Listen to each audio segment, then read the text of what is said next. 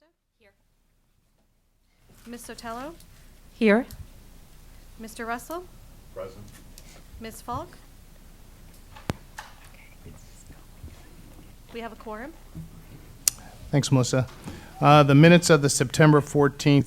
Absolutely exciting dollars annually, and there is a portion of that which was made available to California Housing Finance Agency to support our multifamily mixed income and low to moderate income programs. And so that'll be about $30 to $40 million to support our multifamily programs so that more Californians can have a place to call home. We have seen that as rent burdened folks and working class folks from low to moderate have really been suffering. And so to be able to provide this revenue source that hadn't been available before to support our multifamily programs, I think that is really going to be beneficial to California and helps CalHFA to help support those Californians. Yesterday we had our staff appreciation picnic, and I think it was very interesting, and we want to make sure that the folks in Northern California know our prayers are with them during this catastrophe of all of the wildfires that are going on in Northern California. And so we had planned to have our staff appreciation picnic outdoors at Land Park, and the air quality was so bad we literally all came together, and I want to send out a huge shout out to our senior staff who really came together and made that happen and turned a barbecue into a pizza party indoors. And it was really pretty funny because we said, okay, we're going to take all the hamburgers and hot dogs and take them back to Costco and get pizza. So it showed the engine help internal staff focus on core mission, build internal capacity, and get back into lending. And in doing so would enable us to accomplish the following goals. Replace our line of credit for the federal temporary liquidity program with private bank before December 31st, 2015. We have done that. I said we wanted to enhance efficient program delivery of affordable housing for Californians through our single family and our multifamily lending products. For the last 2 years, our single family lending programs have met or exceeded their goals. And on our multifamily lending side, we now have an additional $30 to $40 million a year coming in beginning to 2019 to help support those goals. We said we wanted to strengthen our formal collaboration with HCD to assist CalHFA in becoming a lender with a purpose, whose lending activities aligned with other state housing models. We continue to work on. I said measuring my success would come through a variety of metrics: achievement of the TCLP, meeting our multifamily lending. 4 board members who will be joining us.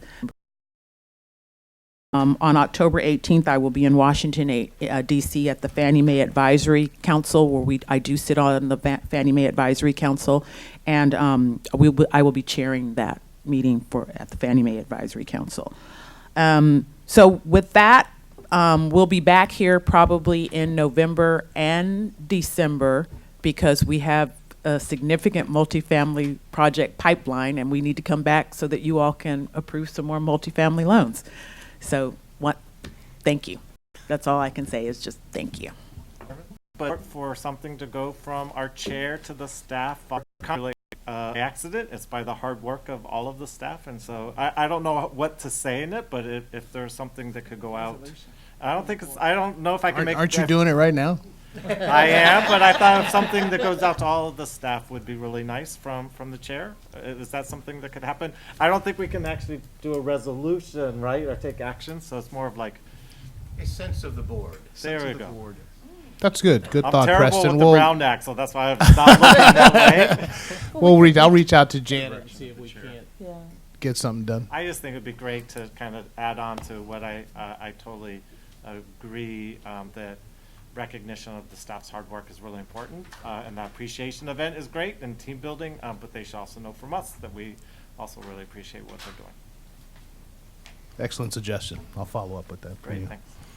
All right, item number 4, report of the audit committee. The audit committee met earlier this morning for those of you that slept in. It was actually quite informative. We heard presentations from our IT director, Leanne Rhodes, who talked about really a threat that's facing all business, cybersecurity. So we heard about information security assessments, oversight requirements, and current and future initiatives that she's doing with the department there on cybersecurity. And then, of course, I'm calling in the James Brown of multifamily. Tony, who at his new job as enterprise risk manager, has just been doing multiple jobs, wearing multiple hats, and of course he gave us a great update about where he is and in that process. I also suggested that the audit committee work closely with him in terms of our role of overseeing the agency and our function there, and so we're going to move forward with that respect. So let's report the audit committee. Any of the committee members want to say anything or anything? Okay. Item number 5, discussion, recommendation, and possible action regarding final loan commitment for our project, Cottinger Gardens. Mr. Carroll, step up to the plate. Good morning, Mr. Chair and members of the committee, the board. I am happy to present this multifamily project called Cottager Gardens Phase 2. I will leave the details of the presentation to Ruth Valkili. And we do have a representative from the developer, Mid-Penn, Sarah McIntyre, here if her input is necessary. So I will turn it over to Ruth and try to work the technology here with the slides. All right, thanks, Ruth. Good morning, and Michael's going to do the slides because I really have difficulty doing 2 things at one time. So, take it away, Michael. This morning we're presenting Cottinger Gardens. It's phase 2 of a 2-phase senior housing project, new construction in Pleasanton. No, I'm not succeeding at this. Take it away, IT. I really can't help you out with that. There we go. Awesome. Okay. This project is located near downtown Pleasanton. It's in an existing and mature neighborhood in Pleasanton, primarily single family. And as you can see in the aerial, fairly well populated and built out area. And in the next slide, you can see the street view. It's a very mature area, nice mature trees. It's located near all levels of shopping. There's a major park in walking distance and bus line right in front of the project, giving access to all the needs for the senior facilities, restaurants, transit, bus transit to BART, and a senior center, which is less than a mile away. There's another street view of the property in front of the property looking west. As everyone knows, in the Bay Area and Pleasanton, it's a very impacted area. Rental housing market is very strong. Vacancy rates for market rate housing are 98.5%. For affordable housing, they're 100% occupied with long waiting lists.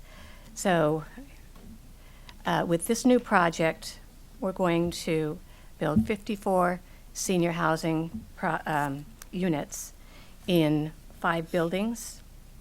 And this site will replace an existing senior housing facility that was built almost 50 years ago.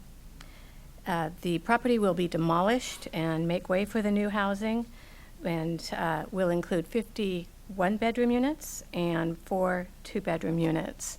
One of the buildings is 2 stories, elevator serviced. The 2-story building will contain the community areas, offices, fitness room, a lounge, computer rooms, and full kitchen. You can go back. So this is the existing project that's being replaced. And a lot of the existing trees will be maintained. So the park-like setting will remain. And then the new property, the next slide, will look like Cottinger Gardens Phase 1. This property is 131 units. It will be where the existing tenants in Phase 2 move to while Phase 2 is under construction. Once it's complete, the tenants will move back to Phase 2. The property will have a lot of amenities that assist in aging in place. There will be 27 units that will be fully accessible. 3 will be designed for hearing and visually impaired. There will be pull-out shelves, accessible bathrooms, ample storage space, decks and patios on each unit. It will also be energy efficient with solar hot water heat and PV systems that provide energy efficiency for the tenants in the property will be 62 years and above. Rents and the contract have already been approved. CalHFA is providing the permanent loan takeout for the property of $8,910,000. We're also the bond issuer for the project, and we're offering a 40-year term at current rate of 4.73%. The rate will be locked, of course, 30 days before construction loan closing, and that is anticipated to take place in December. Union Bank is providing the construction loan of up to $21,812,000 at an estimated interest rate of 4.9%. Also, Union Bank is a tax credit investor and providing equity of over $11 million, which is 99 cents on the dollar, and an offer is already, a letter of interest has already been executed for that. The City of Pleasanton is also providing 2 loans totaling $2.8 million for a 55-year term, and the County of Alameda is providing a $4.6 million loan, which is the Measure A bonds, the new measure that was passed last year. This loan will be at 3% for 55 years. In addition, there's an AHP loan of $800,000. All this combined together offers the tenants very affordable rents, which range from 20% AMI to 60%, and 32% of the units are affordable to tenants at 40% and below. The Cottinger Gardens Phase 2 is the borrower. Mid-Penn is the developer. Mid-Penn Housing has been a developer for over 45 years, has actually 24 projects that are in our portfolio currently, well managed, well maintained. And Mid-Penn Management will be the property manager for the project and has been managing Mid-Penn's projects since 1981. The contractor will be L&D Construction, which is a general contractor well known in the Bay Area for multifamily projects and specials. Are there any questions? Mr. Chair, I just had a quick question. Ms. Tell? Thank you very much for the presentation, very thorough. I just had a question about the Section 8 award. In the report, it talks about how HUD has not approved the conversion of the studios into the 1-bedrooms. So we've underwritten it without that additional income. But the additional income is pretty significant. What will happen to that additional income when and if HUD approves the conversion? Will that go to increase our loan, or will that just go to cash flow and be distributed? You know, it's really not anticipated that HUD will change the structure of the contract. It's based on the existing project currently. The existing term is 17 years, which is positive, and then the extension is for another 20 years. Being that the term of the contract is so positive and the project still cash flows well, the developer decided not to basically return the contract and restructure. Underwriting is still very good, and the rents for a studio are still very positive because of the high rents in the area. So the developer decided, potentially a bird in the hand is worth 2 in the bush, and to maintain the existing contract. Okay, but there won't be any studio units in the new development. That's right. And so with this change, HUD they will have to manage the inspections and the ongoing monitoring on the existing contract with studio units, although they're actually one-bedrooms, and that's the understanding with HUD. I see. Okay, thank you for the clarification. Good, Ms. Russell. So first off, you have the good fortune of being the only item on the agenda, so I can ask a few extra questions. Ask My away. apologies. One is just a little education on Article 34 compliance. Can you elaborate on that? There's a note about we need an acceptable legal opinion regarding Article 34 compliance.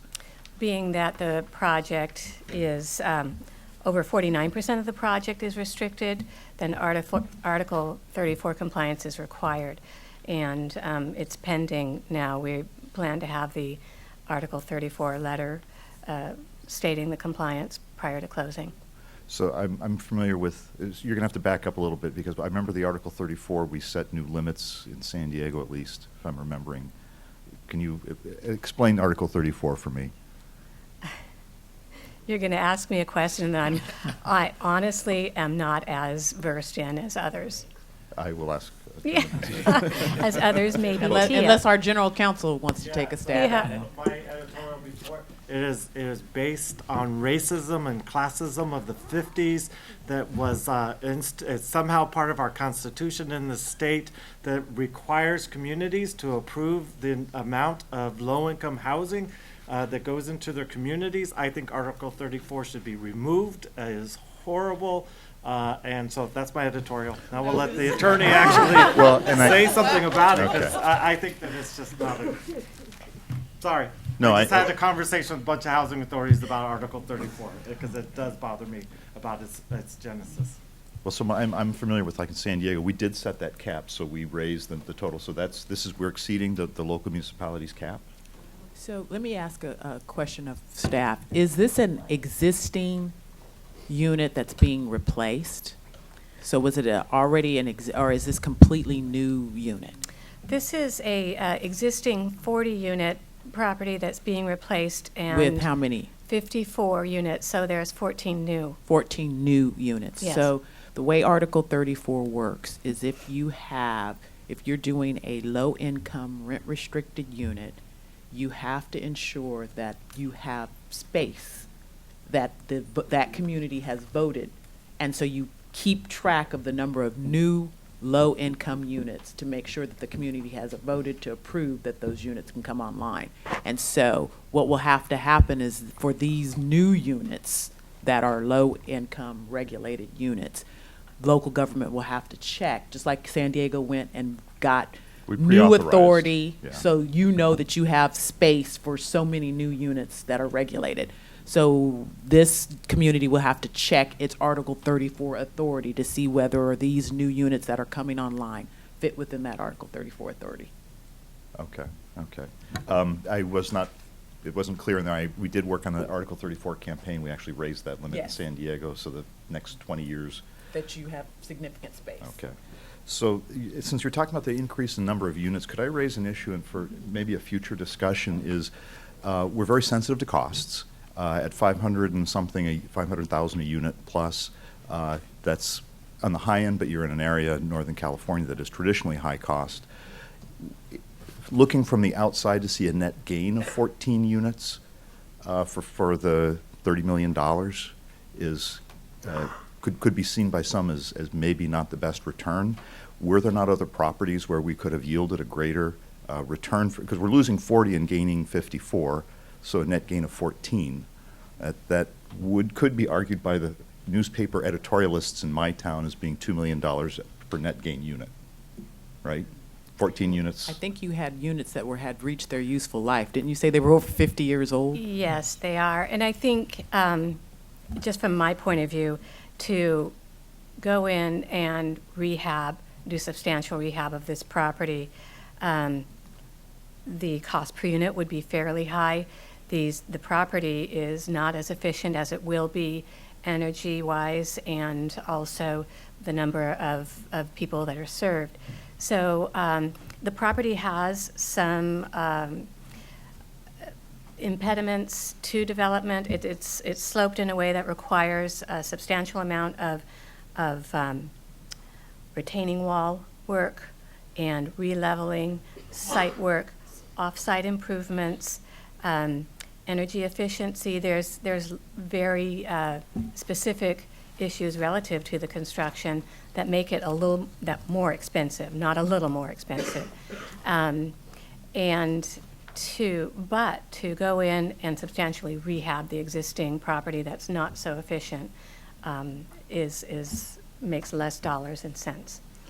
So I won't, on this particular project, I'm not going to have any protest, but I'd like this to be part of the discussion, certainly in the reports, because, again, we are operating in an environment where we are under a lot of public scrutiny. And so whereas I'm extremely sensitive to the quality of building, lifetime of building, the amenities that you're adding, a community room, the kitchens, all of those things are marvelous. The accessibility standards that are so much more advanced now. But to make sure that is part of the narrative in the report, I think, is important. We will do that in the future, for sure. Thank you. Thank you, Mr. Russell. Anyone else want to comment?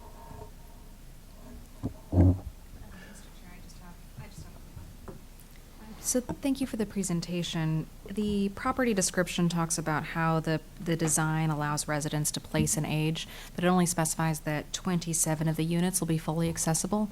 Will there be an internal management process to ensure that those who are in most need of those accessibility units receive those?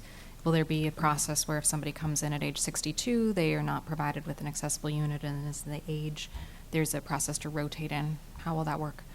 That's an excellent question, and for that, I would like to bring Sarah McIntyre up from Mid-Penn.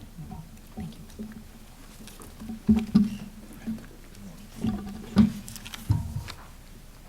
Hello, I'm Sarah from Mid-Penn Housing. So yes, there is a process through reasonable accommodations. If someone has a specific need, they submit a reasonable accommodation, and that form will tell us what kind of need they have, and so they'll be assigned that unit. Since we know most of the residents now, 40, there's 39 plus the manager, we know most of their needs already, so we've already know what units they're going to need when they come back, so that's already going to be planned out. So there are 37 accessible now. The rest are adaptable, so they can be fully adapted to whatever needs the resident has as they continue to age. So as, for example, you can do a tub cut if someone wants to not have to step over the tub, things like that. So everything's designed to be completely modified as the residents age. Okay, thank you.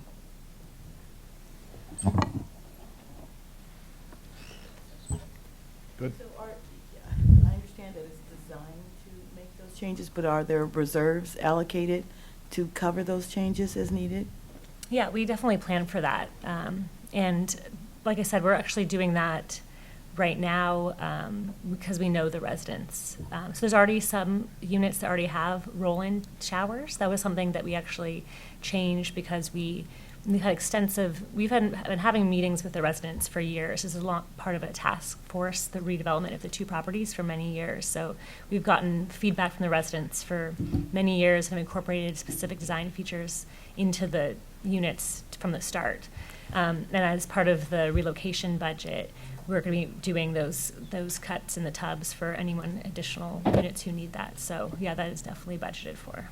Okay.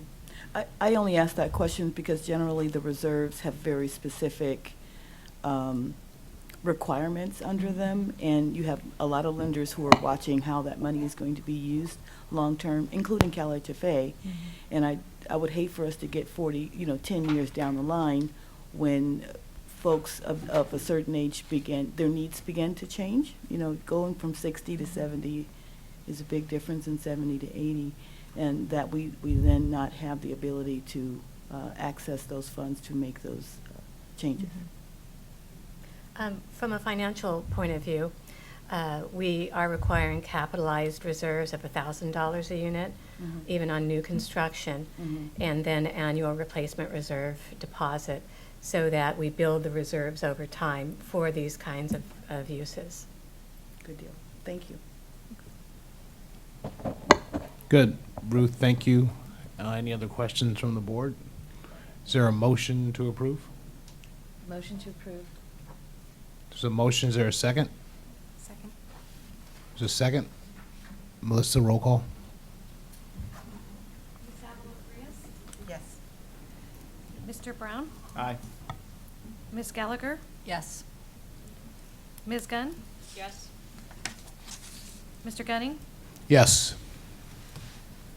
Mr. Hunter, Ms. Johnson Hall, Yes. Mr. Metcalf, Yes.